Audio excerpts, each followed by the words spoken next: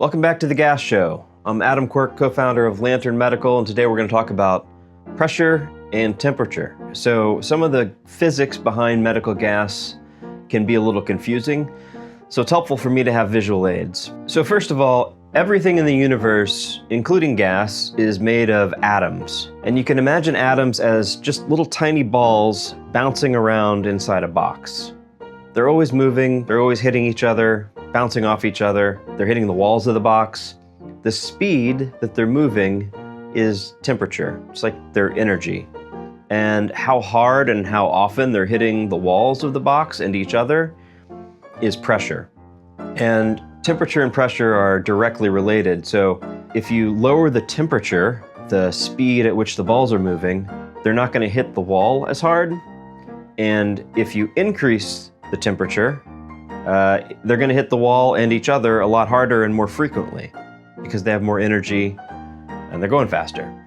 Okay, so what does this mean for you at a hospital? Think about your bulk oxygen tank out back, full of liquid oxygen held at like -300 degrees. So the molecules in there are packed in tight and cold, but they're always jiggling just enough so that some of them are gonna break free and fly off and turn into gas, and that's why there's pressure inside the tank. But the colder it stays, the less pressure builds up, the less gas is gonna be created, and so that's why your tank is basically a giant double-walled insulated Yeti. It's designed to keep the stuff cool as long as possible.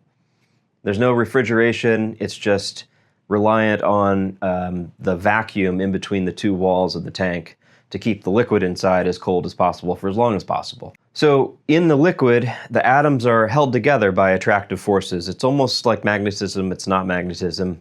It's weird because when they're at a distance apart, they're attracted to each other, but when they get close, they repel. So you can't push them together unless you want to cause a nuclear explosion. It's like when you see a girl across the dance floor, you go over to her, you're attracted to her, and then you try to dance with her and she runs away.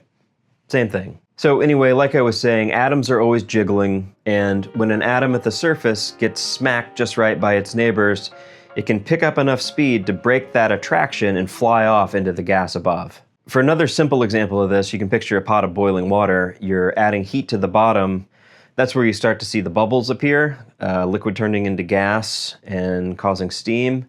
It's happening on the sides too, and then it actually starts happening on the surface.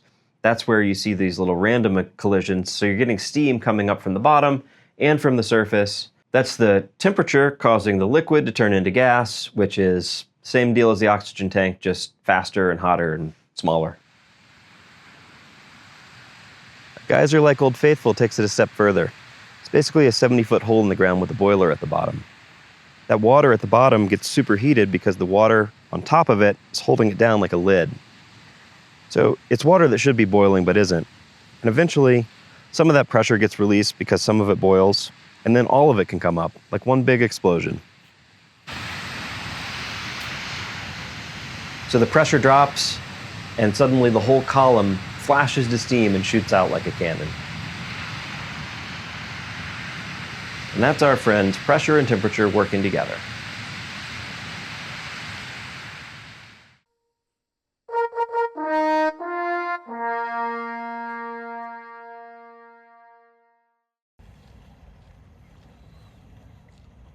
Oh, I just saw water. Yeah, it's spurting. If this goes off while we're sitting here, that would be amazing.